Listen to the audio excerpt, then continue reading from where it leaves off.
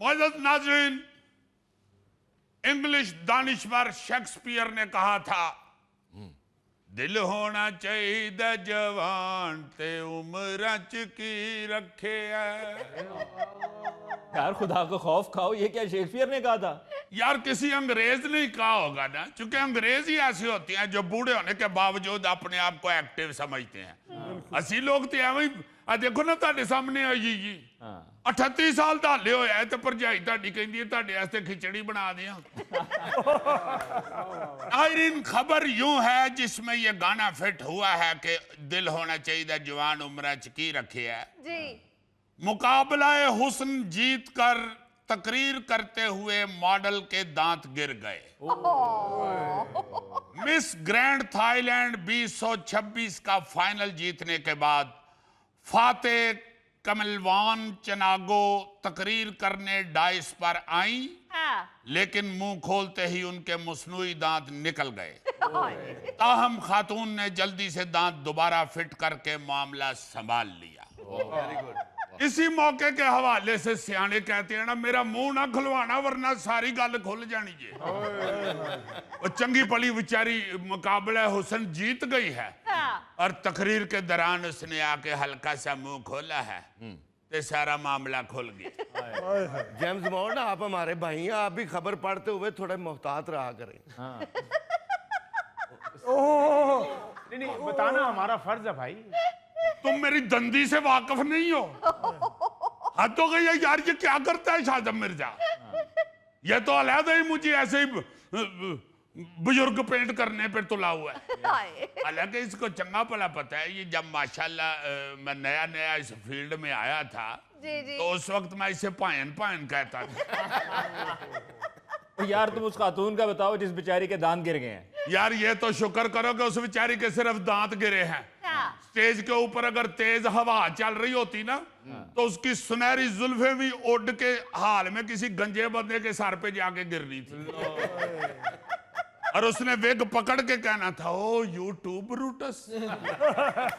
यार उस बेचारी की तो बहुत बुरी हालत हो गई होगी। नहीं जी नहीं, वो उसी वक्त पूरे एतमाद के साथ उसने दांत उठाए और मुंह में फिट करके तकरीर शुरू कर दी है। और इस एतमाद के ऊपर को 2 मिनट हाल में क्लैप होती रही है। ये ना समझना कि दांत गिरने पे हुई, उसके कॉन्फिडेंस पे क्लैप हुई है। और उसको उधर पूरे एतमाद रहना पड़ना था। अगर वो रो पड़ती तो उसका मसनूई डेला भी आंख से निकल के हाथ में आ जाना था।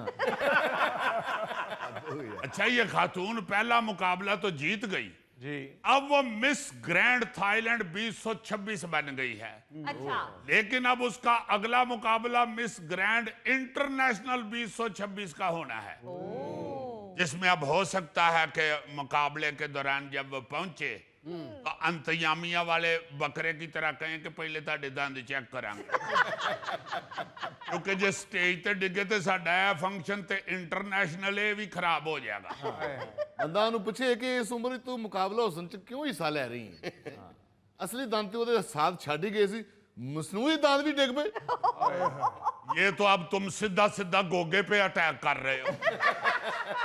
यानी तुम इशारतन गोगे को कहना चाहते हो कि तुम अब विग भी ना लगाया करो।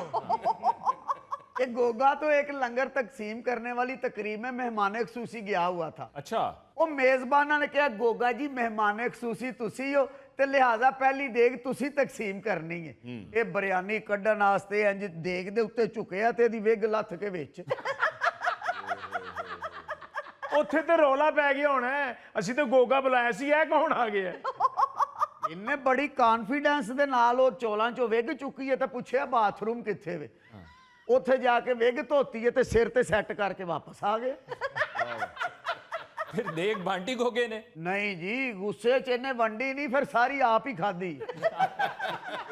देखो ना जरा, उन्होंने मेहमान खसूसी बुलाया था, वो फिर लंगर दी लाइन च खलोण वाला भाई बन गए। और लाजमन ने एक देख उत्थे खाधी होनी है तो जेब च छापर कट के भी क्या होना है, मेरे बच्चे वास्ते भी भर दे। गोगे विग ते तेरी कई एरी डिगी है, गुस्सा काला चढ़ गया यार? यही तो बात है कि इस तरह के मौके पे अगर बंदा अपने आप को फौरन संभाल ले तो वो फिर कमाल भाई होता है। आपको एक मजे का वाकया सुनाऊं। जी। चीन के शहर शंघाई में एक 4 साल का नन्हा मुन्ना बच्चा मॉडल 2018 में ना जी बच्चों की मॉडलिंग का एक इवेंट हो रहा था। जी जी। उधर वो बच्चा गया हुआ था। अच्छा। वो जो बच्चा था ना जी जिंग याओ यंग, वो फैशन शो के दौरान रैंप पर गिर गया। ओहो। वो अपने मासूम अंदाज में गिरने और उठने से इतना पॉपुलर हुआ कि पूरी दुनिया के बच्चों के ब्रांड उसके पीछे पड़ गए वाह कि हमारी मॉडलिंग करें जनाब। यानी एवें वो छोटी जी बेचारी ठोकर सी ना जी जेड़ी जी। वो उस बच्चे नु करोड़पति कर गई। वाह। उसके बाद मॉडल बच्चों के वालिदैन ये सोचना शुरू हो गए कि साडा मुंडा और कदों डिगेगा।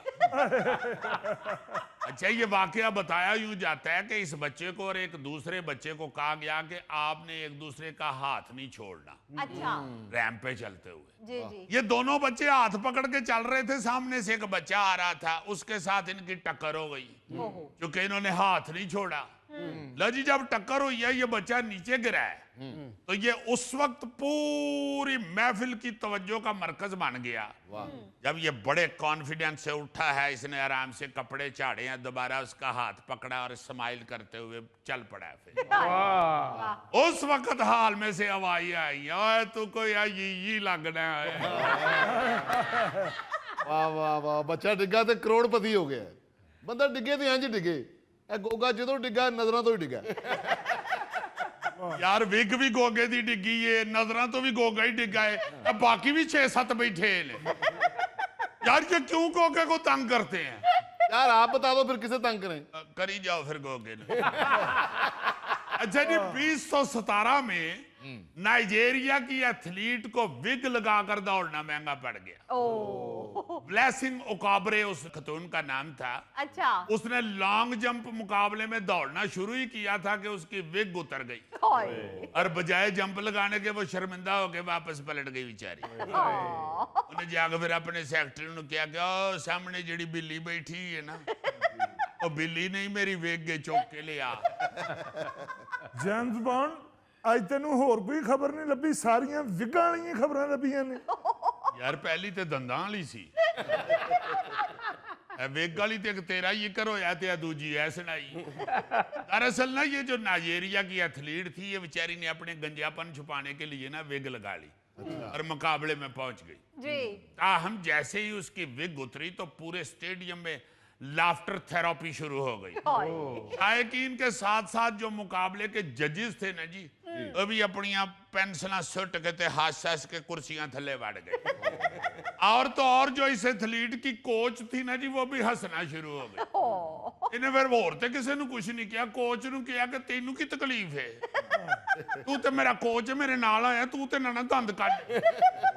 वैसे आम जिंदगी में तो इस तरह के वाकयात होते रहते हैं, लेकिन अगर किसी इवेंट में या महफिल में अगर इस तरह का वाकया हो जाए तो फिर बड़ी शर्मिंदगी का बायस बनता है।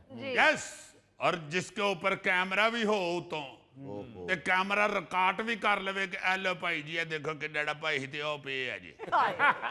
जिस तरह वो बेचारा अमेरिका का जो पिछला सदर था जो बाइडन, वो तो कुत्ते ने चारा ही डिगे है।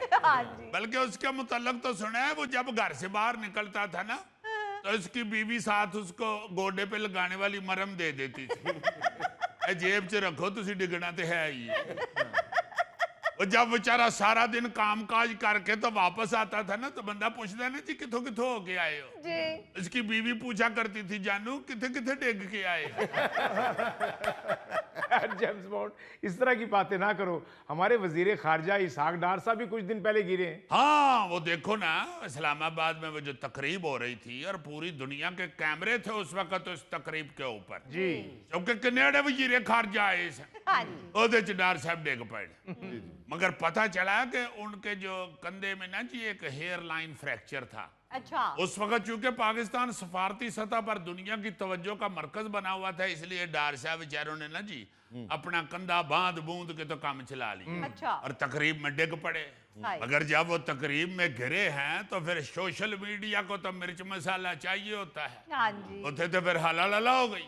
क्या इस तरह की सिचुएशन बहुत सारी सामने आती हैं। जी जी। 2025 में ऑस्ट्रेलिया के वजीर आजम एंथोनी भी इंतहाबी मुहिम के दौरान एक तकरीब में स्टेज पर गिर गए थे। लेकिन उन्होंने फुर्ती से 2-4 ठेडे खाए और फिर संभल कर लोगों की तरफ हाथ लाना शुरू कर दिया। वाह। और वो जो तकरीब का कंपेयर था ना, उसने फिर माइक पे कहा है, कीड़ी दा आटा रुड़ गया, कीड़ी दा आटा रुड़ गया, कीड़ी दा आटा रुड़ गया।